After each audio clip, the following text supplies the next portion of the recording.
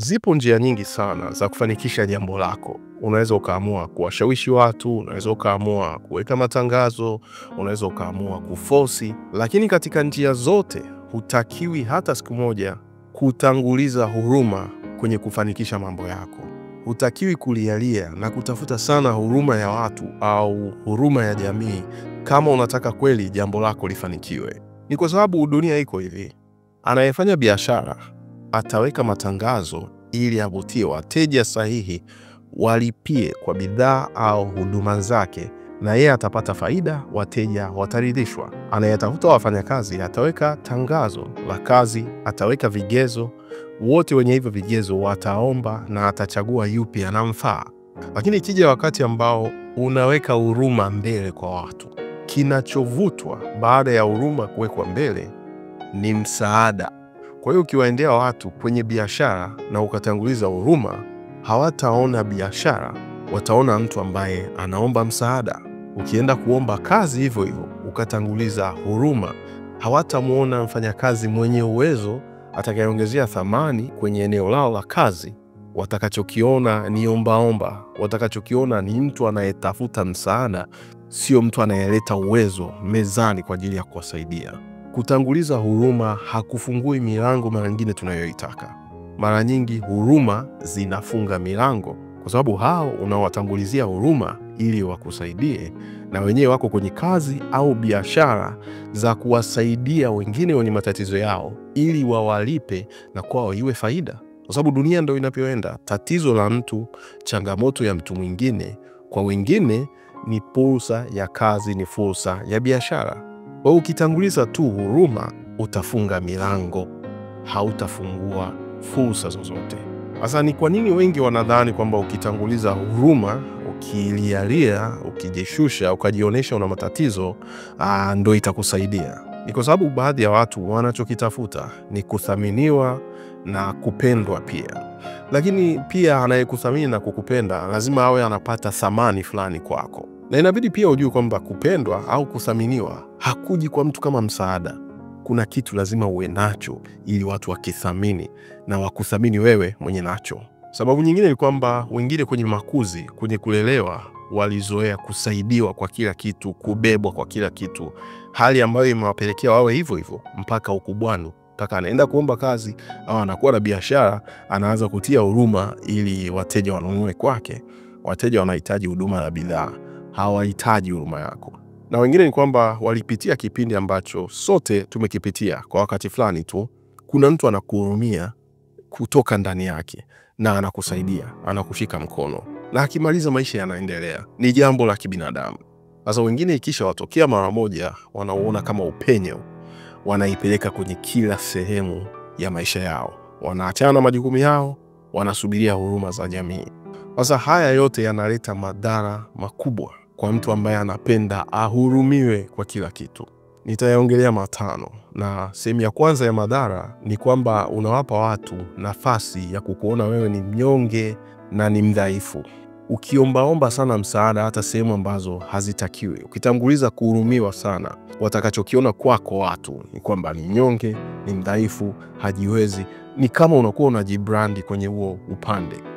Kwa hiyo vikija vitu ambavyo vinahitaji watu ambao wamesimama, wanajielewa, vikija vitu ambavyo ni fursa mara nyingine ambazo zinahitaji mtu ajisimamie, afanye maamuzi magumu, apambane, zitakupita hata kama uwezo uko nao. Kwa sababu wanachokijua sana kwako ni kwamba inatangulia kwanza huruma, kuhurumiwa, kuomba msaada, ndo mambo mengine yanaendelea. Kwenye maeneo ambayo huruma haifungui milango, hautaalikwa, hautakaribishwa. Jambo la pili ambalo ni madhara yanayotokana na kutanguliza huruma kwa watu ni kwamba unadumaa. Ukishazoea kuombaomba msaada, yani chakula kidogo tu uombe msaada, voucher uombe msaada, kazini karibia nusu ya kazi zako unaomba watu wakusaidie. Kwenye biashara unaita niungishe, kwa sababu kuungishwa sio biashara. Inafikia kipindi unadumaa. Hauna uwezo wa kufanya vitu vikaeleweka, hauna uwezo wa kupambania nafasi, hauna uwezo wa kukaa vizuri kwenye ushindani wa soko, unaishia kudumaa, kukaa pale pale. Ni madhara makubwa sana, na siku wale wanaokuungisha au wanaokubeba wakikaa pembeni, unapotea. Sehemu ya tatu ambayo ni madhara yanayotokana na kutanguliza huruma ni kwamba unapoteza heshima yako kwa watu kabisa.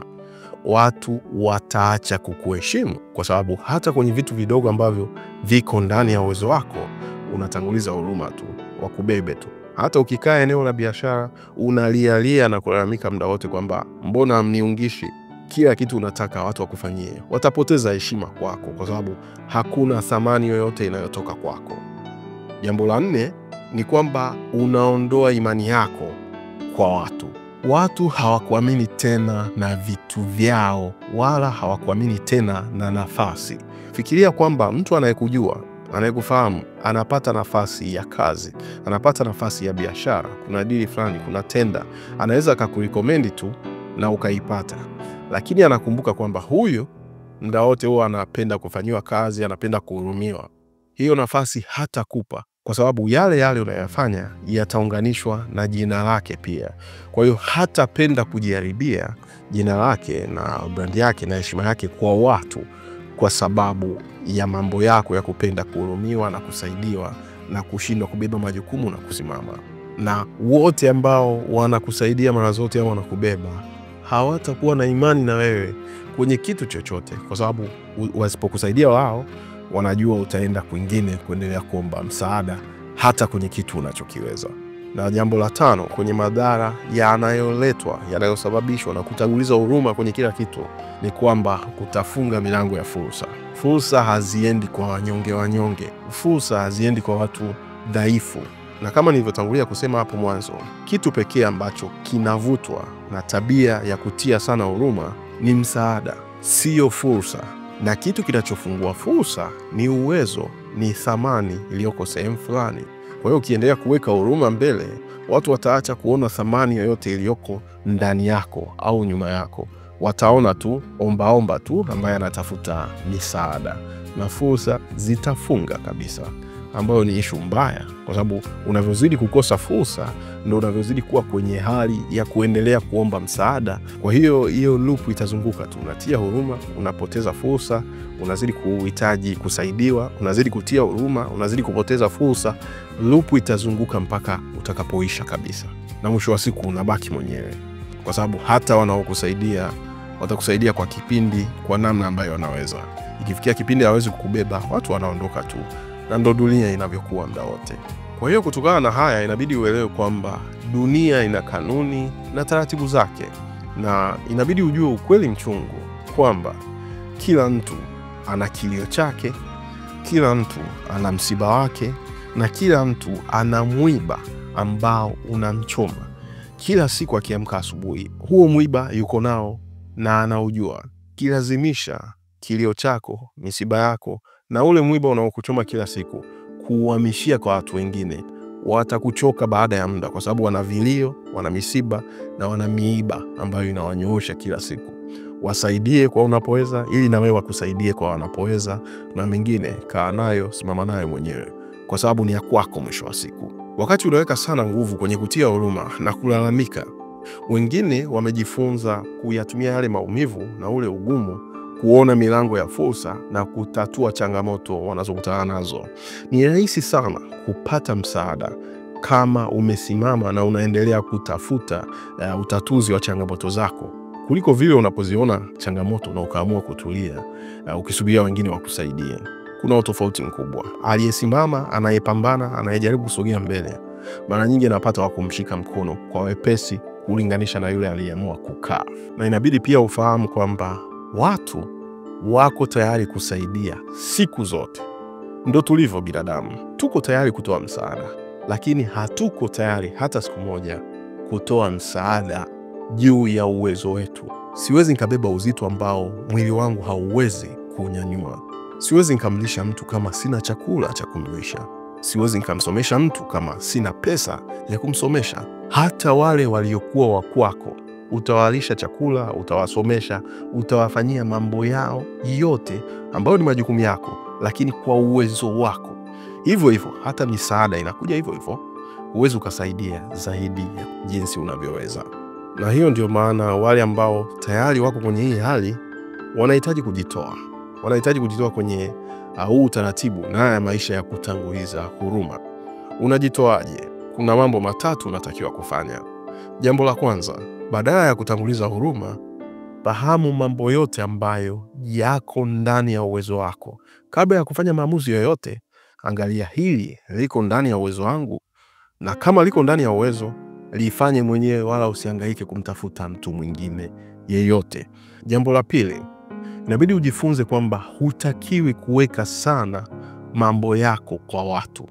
Usiweke maisha yako yote kwa watu, au kila kitu kinachokuja chochote kwa watu wengine, kwa sababu unaweza ukawapata kweli wanaokusaidia, lakini bado kuna wengine hawakusaidii kwa sababu wanakusaidia. Sio wote wanakuona kwa jicho la kukupenda au jicho la kukushika mkono. Wengine wanaitumia hiyo fursa kukumaliza kwa sababu hawaipendi, au wanaitumia hiyo fursa kujinufaisha wao wenyewe. Na jambo la tatu muhimu sana inabidi ulifahamu ni kwamba inabidi ujue wakati wa kupambana mwenyewe na kuvumilia hali ngumu unayokuwa unaipitia, na ujue pia wakati wa kuomba msaada. Upo wakati wa kuomba msaada. Kama haujafika, usiombe msaada. Pambana mpaka utakapofikia ukomo. Ndio hapo uruhusu kwamba watu wengine wali wakusaidie. Na ni kwa nini watakusaidia? Ni kwa sababu umepeleka nguvu yako, uwezo wako kwa kiwango kile ambacho uko nacho, na utawaonesha nimepambana mpaka kiwango hiki, naomba univushe. Watakuvusha na utaendelea na mapambano yako. Lakini ukisema kuna jambo hili nimeliangalia siliwezi nifanyie, hawatakufanyia, kwa sababu hata wewe haujaamua kufanya. Ndio dunia ilivyo. Natumaini umepata jambo la kujifunza. Mimi naitwa Michael na hii ni Lezi, na kama una chochote unataka utuulize au umejifunza, tuwekee kwenye comment section, na usikose kuungana na sisi mara nyingine. Asante sana.